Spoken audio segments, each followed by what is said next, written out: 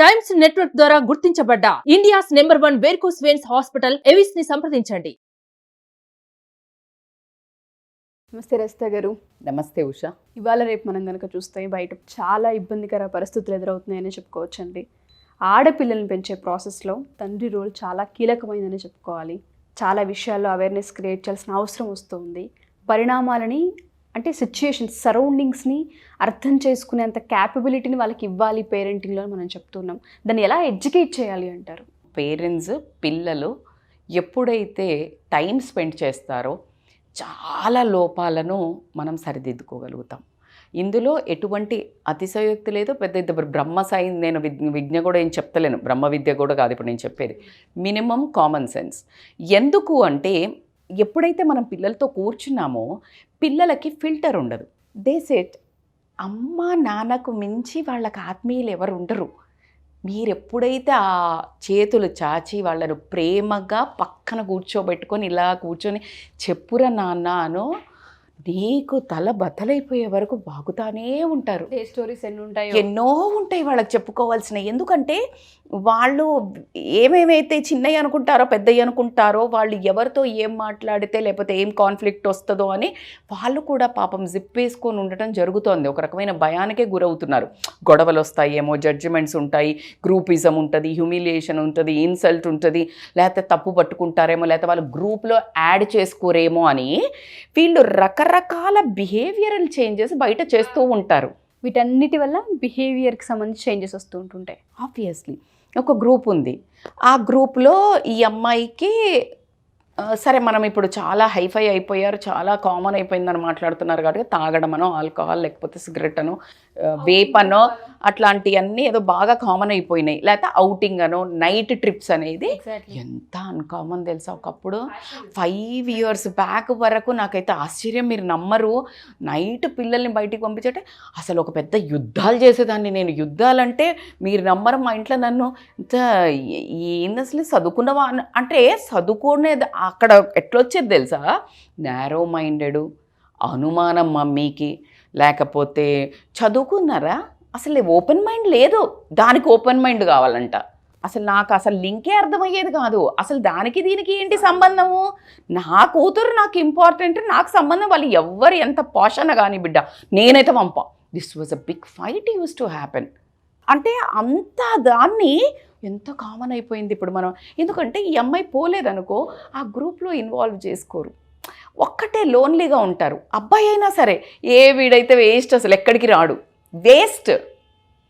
అంటే ఏవేవైతే అవసరం లేనివి చెయ్యలేదో వాళ్ళు వేస్ట్ కిందకు వచ్చినవి. వేస్ట్వి చెయ్యాలి అనేది మస్ట్ అయిపోయింది. వేస్ట్ థింగ్స్, యూజ్లెస్ థింగ్స్, నీ క్యారెక్టర్ ఒక పడిపోయేది, అసాసినేషన్ అయ్యే థింగ్స్ చెయ్యకపోతే, చెయ్యాల్సి మస్ట్ అయిపోయినాయి, అవి చెయ్యకపోతే వాళ్ళని వేస్ట్ కింద పరిగణించేసి గ్రూప్స్ నుంచి అవాయిడ్ చేయడము, నువ్వు రా అవే వాళ్ళని పిలవకు, ఎందుకంటే మనం అంతా ఎంజాయ్ చేస్తుంటాం, వాళ్ళ వేస్ట్, ఇలా ఒక ట్యాగ్ వేస్తారనే భయంతో ఇష్టం ఉన్నా లేకున్నా, కల్చర్ అయినా కాకపోయినా, వాళ్ళ క్యారెక్టర్ అయినా కాకపోయినా ఒక ముసుగు మాస్క్ తొడుక్కొని అందులోకి ఎంటర్ అవ్వాల్సి వస్తుంది. అయితే స్వతహాగా నేచర్ ఉన్నవాళ్ళు దాంట్లో ఫైట్ చేసుకుంటూ వెళ్ళిపోతారు. ఎప్పుడు మనది కాని స్కిన్, మన స్కిన్ కాని బట్టలు ఎప్పుడైతే వేసుకుంటామో, if you are wearing other skin you won't be comfortable. ఆ అన్కంఫర్టబుల్లో ఉన్న బిహేవియర్ వాళ్ళను ఎక్కువ అటాక్ చేయడం జరుగుతుంది. దీనివల్ల ఎటువంటి కాన్సిక్వెన్సెస్ వచ్చే అవకాశం ఉంటుందంటారు? కాన్సిక్వెన్సెస్ ఎందుకు ఎట్లా వస్తాయి? ఇప్పుడు మనం ఏదో ఒక ఎగ్జాంపుల్ తీసుకుందాం. ఒక అమ్మాయో అబ్బాయో ఇష్టం లేదు, but they wanted to change, upgrade themselves to fit in to some group, right? So ఇంట్లో వాళ్ళకి అసలు ఏమి తెలియదు, బట్ ఇంట్లో వాళ్ళతో ఫైట్ చేసి అసలు కామన్ అందరు పోతారు తెలుసా అని అందరు చెప్తుంటారు ఇంట్లో.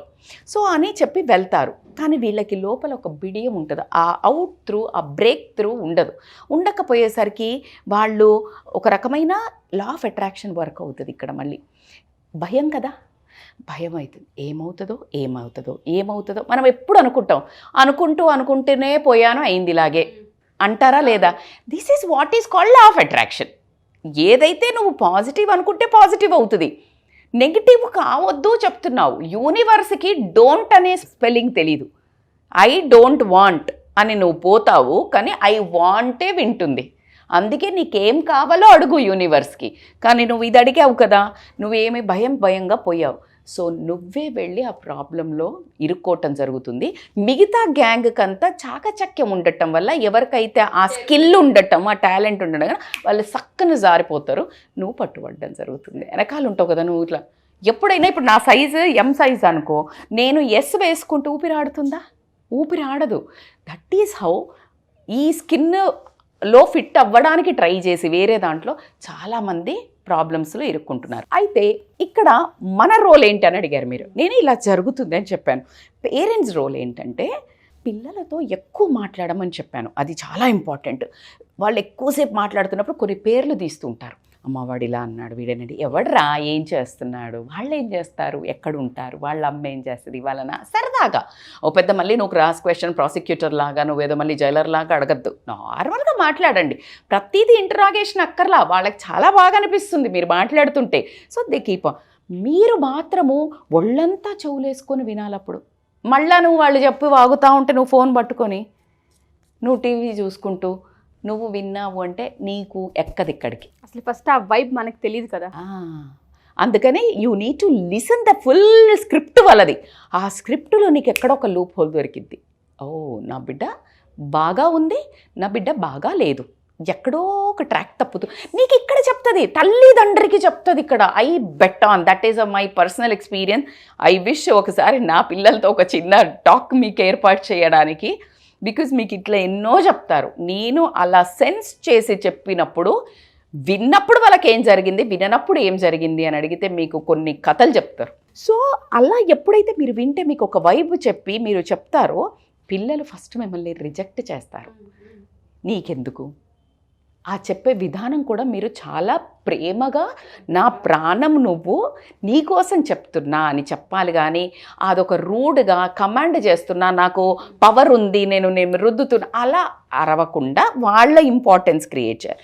సెకండ్, వీలైనంత వరకు ఎప్పుడైతే ఈ పేర్లు చెప్తుంటారో, you organize lunch for kids. వాళ్ళని రమ్మనాలి. మంత్లీ వన్సా ఎవరు ఈ మంత్లో ప్రతి month, first month, second month, third month కన్సిస్టెంట్గా ఎవరు ఉన్నారు, చేంజ్ ఎవరు అవుతున్నారు, గ్రూప్ ఎవరు పోతున్నారు, ఎవరు వస్తున్నారు, ఇంటికి వచ్చినప్పుడు వాళ్ళ బిహేవియర్ ఏంది, వాళ్ళ నడవడిక ఏంది, వాళ్ళ మేడం అట్లా తప్పు కదా మేడం వేరే అంటే, no you are a mother for all children. Exactly. ఇక్కడ అసలు వేరే వాళ్ళని జడ్జ్ చేయడానికి నిన్ను అసలు మనం కాదు. నేను ఎప్పుడు అట్లా చెయ్యను. నేను ఆ పక్కన పిల్లలకు ఇంకా ఎక్కువ మదర్లీగా ఉంటాను. ఎందుకు అంటే వాళ్ళకు కూడా తెలియకే చేస్తారు. కానీ వాళ్ళు ఏమైనా పుట్టుకతోటి అలా అవుతారా పిల్లలు చెప్పండి? సో ఎక్కడో ఒక వాళ్ళ బ్యాక్గ్రౌండ్లో, వాళ్ళ పెంపకం దగ్గర కానివ్వండి, లేదా వాళ్ళ చుట్టుపక్కల సరౌండింగ్స్లో ఏమైనా జరిగినప్పుడు కానీ ఏదో కొన్ని పిక్ చేసుకుంటారు. ఆ ఇంపాక్ట్ వాళ్ళది ఉంటుంది. ఆ ఇంపాక్ట్ మన పిల్లల మీద పడుతుంది. కానీ మనము కొంచెం స్పార్క్ ఉపయోగించి, తెలివితేటలు ఉపయోగించి మన పిల్లలతో పాటు వాళ్ళ మీద కూడా మంచి ఇంపాక్ట్ వేస్తే అంతకు మించి తల్లి అనే పదానికి అందమే ఉంది చెప్పండి తల్లిదండ్రులకి. So this is how a parents, wise parents అంటున్నాను. Knowledge is different from wisdom. Yes. ఇప్పుడు నేను ఇది చెప్తున్నప్పుడు కొంతమంది అటు ఇవి తెలియదా మనకు? అందరికీ తెలుసు, నాకు కూడా తెలుసు, మరి నేను చెయ్యనా? విజ్డమ్ ఏంటంటే knowing is not the everything. Knowing what you are doing, what you know is everything. మీకు తెలిసింది మీరు ఆచరణలో పెట్టే వాడే విజ్డమ్ ఉంది అని చెప్తారు. నాలెడ్జ్ చాలామంది కుదిరో బాబు ఇవాళ రేపు. నాలెడ్జ్ ఎప్పుడు చదవదు. వరల్డ్ బుక్స్ చదివితే ఒక న్యూట్రిషన్ కోర్స్ చేసామంటే అందరికీ తెలుస్తుంది. న్యూట్రిషన్ కోర్స్ చేసిన ఎంతమంది న్యూట్రిషనిస్టులు, ఎంతమంది యోగా టీచర్లు, ఎంతమంది life coaches applying in your own life to improve your self to become a better person. You're getting my point? So as a parent I will really unfold my wisdom every single day, Usha, till now also, to become a better parent. మీరు చూస్తుంటారు today also it's her birthday, I want to spend time with her, but మీరు వీడియోకి రా అన్నారు and she heard that. అమ్మ వెళ్ళండి, సరే మేమిద్దరం కలిసి జర్నీలో స్పెండ్ చేసి ఐ డ్రాప్డ్ హర్ ఫ్రెండ్ దగ్గర. అక్కడి నుంచి ఇప్పుడు వెళ్ళేటప్పుడు అంటే నాతో జర్నీలో ఐ వాంట్ మా ఇద్దరు స్పెండ్. ఇప్పుడు ఫ్రెండ్తో స్పెండ్, మళ్ళీ నేను పిక్, మళ్ళీ టుగెదర్. పిల్లల జర్నీ తల్లికి కానీ తండ్రికి కానీ ఇంత దగ్గరగా ఉంటే సరౌండింగ్స్ కావచ్చు, ఆ ర్యాపో కావచ్చు, చాలా క్లియర్గా ఆ పిక్చర్ అర్థమవుతుంది. రజిత గారు మీరు చెప్తూ ఉంటే చాలామంది పేరెంట్స్ మీరు అన్నట్టుగానే అందరికీ తెలుసు, ఇవి ప్రాథమిక సూత్రాలని చెప్తూ ఉంటాం, అందరికీ తెలుసు. ఆచరణలో ఏం పెడుతూ ఉన్నాం? చాలామంది పేరెంట్స్కి అసలు దౌర్భాగ్యం అనే చెప్పాలి, పిల్లలు ఏ గ్రూప్తో ఫ్రెండ్షిప్ చేస్తున్నారన్న వాటిపైన క్లారిటీ కూడా ఉండదు. చాలా మంది ఆడపిల్లలు ఇవాళ రేపు మనం కొన్ని ఇన్సిడెంట్స్ ఆల్రెడీ మనం చూస్తూ ఉన్నాం. గత 1 వీక్ నుంచి కూడా కొన్ని ఇన్సిడెంట్స్ గురించి మాట్లాడుతుంటేనే ఒళ్ళు గగురు పొడుస్తుందని చెప్పొచ్చు. ఆడపిల్లల విషయంలో మీరు అన్నట్టుగా తల్లి ఆ పాత్ర కనుక తీసుకోగలిగిన, తండ్రి ఆ పాత్ర కనుక తీసుకోగలిగిన ఫస్ట్ తెలుస్తూ ఉంటుంది. అండ్ టచెస్ గురించి కూడా మనం చెప్తూ ఉంటాం, గుడ్ టచ్, బ్యాడ్ టచ్ అని. నేను చాలా వీడియోస్ ముందు చూసాను, ఇప్పుడు కూడా మళ్ళీ రీఫ్రెష్ చేస్తున్నారు అది గుడ్ టచ్ బ్యాడ్. నాకు మీరందరూ ఎడ్యుకేట్ చేయమని చెప్తుంటే మీరు నమ్మరు, నేను అదొక వీడియో చూస్తున్నాను నిన్న. ఎవరో ఒక ఇన్స్టాలో ఒక మదర్ ఫాదర్ చిన్న పాపకు ఒక యాంకర్ చేస్తున్నారు, ఇట్లా గుడ్ టచ్ బ్యాడ్ టచ్ అంటే ఆ పాప చూపిస్తుంది. ఇప్పుడు చెప్పినా నాకు ఏడుపు వచ్చేస్తుందేమో, హానెస్ట్గా చెప్తున్నాను. ఎన్నిసార్లు చెప్పినా నేను ఐ ఫెల్ట్ సో బ్యాడ్. మీరు అడిగే యాంగిల్లో నేను చెప్పలేకపోవచ్చు, ఎందుకంటే అది అందరూ చెప్తున్నారు. నా క్వశ్చన్ ఏంటంటే, అంత చిన్న పిల్లలకి అసలు టచ్ల గురించి అంటే నువ్వు బ్యాడ్ టచ్ అని నేర్పిస్తున్నావు. ఎంత దౌర్భాగ్యం అంటే, ఎంత అనాగరికత అంటే, అంటే మృగాలు ఉన్నారు చుట్టుపక్కల అని చెప్పడానికి నేను చాలా సిగ్గుపడుతున్నాను.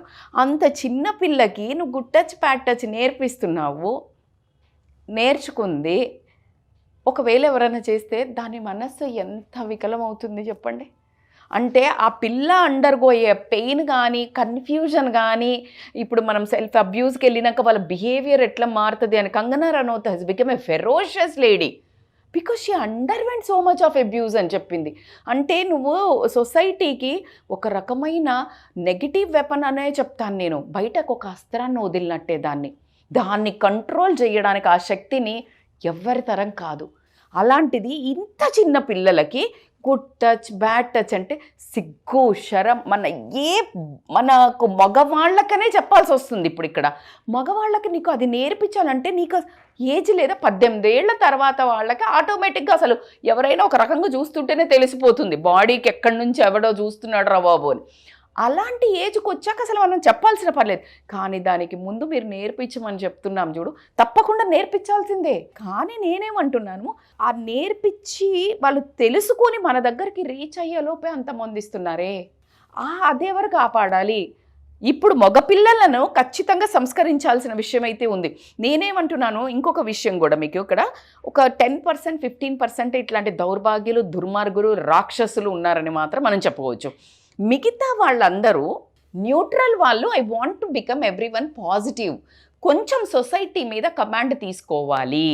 సొసైటీలో ఎవరైతే ఇప్పుడు ఈ పర్సన్ 15% 10% ఉన్నవాళ్ళు మీ పక్కన ఉన్న వాళ్ళను దండించటమా, కరెక్ట్ చేయటమా, ట్రీట్మెంట్స్కి తీసుకెళ్ళటమా, వాళ్ళ బిహేవియర్ని తప్పు అని నిర్మూలించటమా, ఇలాంటివి ఏదో ఒకటి చేసుకుంటూ పోవాలి. అంటే ఒకటి సొసైటీలో ఫ్రెండ్స్, ఆ అబ్బాయిల తల్లిదండ్రులు వాళ్ళని గమనించటం వల్ల, మగపిల్లల తల్లిదండ్రులు కూడా ఎప్పుడైతే కొడుకుల ఒక బిహేవియర్ మీద ఒక ఐడెంటిఫికేషన్, ఒక తల్లిని వచ్చి ఒక బాబు పట్టుకున్నాడు ఖచ్చితంగా ఫీల్ అవుతుంది. మేడం తల్లిని పట్టుకుంటే కూడా ఫీల్, అరే టచ్లో తెలుస్తుంది, సెన్స్ అర్థమవుతుంది కదా, సెన్స్ అర్థమవుతుంది. వాడికి తెలియదు, వాడి హార్మోన్స్ మాట్లాడుతున్నాయి.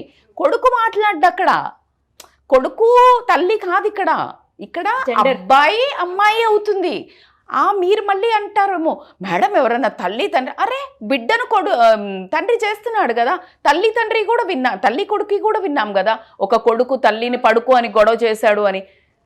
నేనేమి బూతులు మాట్లాడడం లేదు కదా, నేను ప్రపంచంలో జరుగుతున్నవే చెప్తున్నాను. అందుకని ఎప్పుడైతే మనం తల్లి తండ్రి ఎప్పుడైతే పిల్లల కంటెంట్ చూడడం కానివ్వండి, ఎన్నింటికి పోతున్నాడు, ఎప్పుడు వస్తున్నాడు, వాడి బిహేవియర్ ఏంటి, ఓన్లీ ఆకతాయిగా తిరుగుతున్నాడా, ఇలా తిరుగుతున్నాడా, నీ కొడుకును నువ్వు వదిలినట్టయితే సమాజంలో ఏ ఆడపడుచుకైనా ఆని తలపడతాడా, లేకపోతే మన ఇంటికి చెడ్డ పేరు తీసుకొస్తాడా, వాడి జీవితాన్ని నాశనం చేసుకుంటాడా, ఎన్ని యాంగిల్స్ ఉన్నాయి చూడండి. అంటే ఇప్పుడు మనం ఆడపిల్లల పేరెంట్స్ గురించి మాట్లాడుకున్నట్టే మగపిల్లల పేరెంట్స్ గురించి కూడా ఒక రెస్పాన్సిబుల్ అబ్బాయిని కనుక నువ్వు బయటికి పంపించినట్టయితే ఇలాంటి పిల్లలు వాళ్ళ పక్కనుంటే వాళ్ళని కరెక్ట్ చేస్తారు.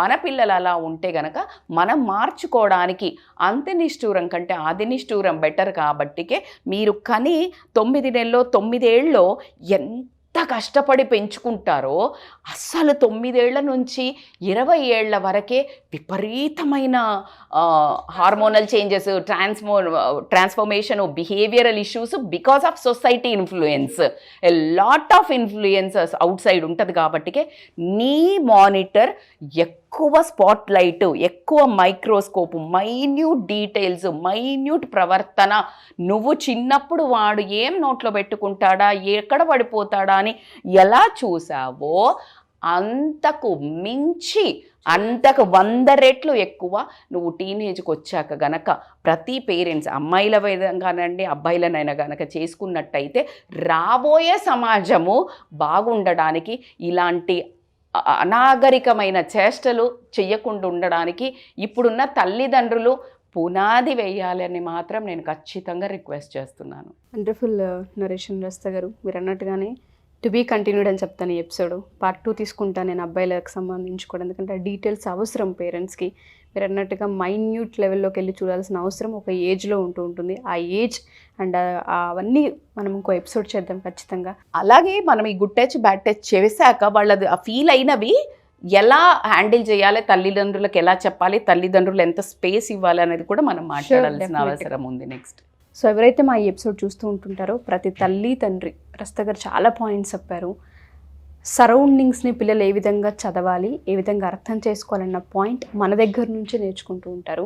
ఒక వయసుకు వచ్చిన తర్వాత కొన్ని విషయాలు దాపరికం ఉంటూ ఉంటాయి. వాటికి సంబంధించి కూడా మేము కొన్ని వీడియోస్ చేస్తాము. ఈ ఎపిసోడ్ ఎవరికైనా నచ్చి మీరు కనుక ఫర్దర్గా ఏదైనా ఇన్ఫర్మేషన్ కావాలనుకున్నా, వీడియోస్ కావాలనుకున్నా కింద కామెంట్ రూపంలో మీరు కామెంట్ చేయొచ్చు. థ్యాంక్ యూ రస్తా గారు. Thank you so much. Thank you.